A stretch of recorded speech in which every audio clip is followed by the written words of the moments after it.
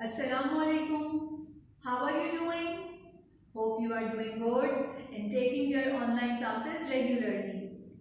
So in the previous clip, we completed the reading and explanation of the chapter, The Customs of Various Regions of Pakistan. And today we are going to discuss the important points of the chapter and will do the questions with the reference to the context. So let's discuss first the important points. So after reading the chapter, we came to know that Pakistan has a great geographical variation. And we also read about the people of the north. We read about Pathans and their bravery, generosity, and also about their culture. We also came across the culture and customs of the Punjab, the land of 5 rivers. And then we read about the lifestyle of Balochi people and the situation and variation of weather in the area. And then we read about the ancient traditions of Sindh. So as you know that one of the oldest cities of the world is present in Sindh. Then at last we read that customs of Pakistan depend on two things, on two origins. These customs of Pakistan originate from two things, and that are old social traditions and also religious background. So no matter from where these customs arrive, they add a charm, a beauty, a pleasure in the lives of Pakistanis. So now come to the exercise of RTC. The question is, explain with the reference to the context. And the first RTC, the first line for the reference to the context is, with nearly every district, some particular craft is associated. So question number one is same for the reference, and this question is, name the lesson and the textbook from which the line has been taken. And its answer is, the name of the lesson from which the above line has been taken is the customs of various regions of Pakistan. The chapter tells us about the customs and traditions of different regions of Pakistan. Girls, don't forget to give inverted commas to the caption, to the title of the chapter. The name of the textbook is Secondary Stage English Book 2 for Class 10. So you will write answer in this way. Now come to the question number 2. Question number 2 is, what are the famous crafts of the Punjab? So answer is, some particular craft is associated with nearly every district of the Punjab. And girls, remember, this is our line for the reference to the context for the questions.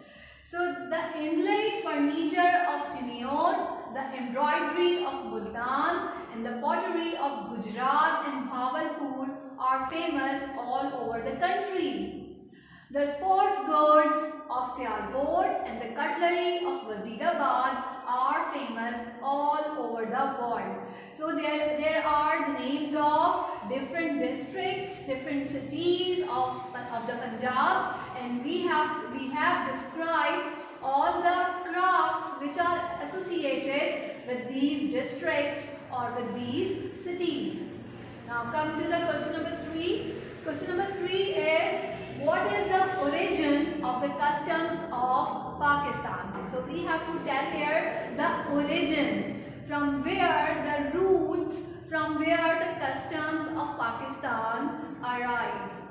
So the answer is, the origin of some of the customs of Pakistan is age-old traditions of land, and some come from religious background. These colorful and interesting customs and beauty in the life of the people of the various regions of Pakistan. So no matter from where these customs are coming, but they are adding, they are including some beauty, some pleasure and some charm in the people, in the life of the people of Pakistan.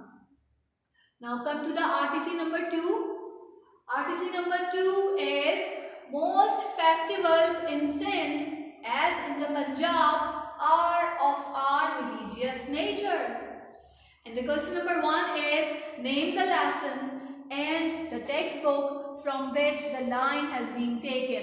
So answer is similar as you have written for the RTC number 1. The answer, what can be the answer? The answer can be, the name of the lesson is the customs of the various regions of Pakistan. And the name of the textbook is Secondary Stage English Book 2 for class 10. So you have to write similar answer. You can write the same answer, or you can add some sentence from you which you understand. Now question number 2 is what is an Urs and how is it celebrated? So we have read about Urs in this chapter. So tell me, what is Urs?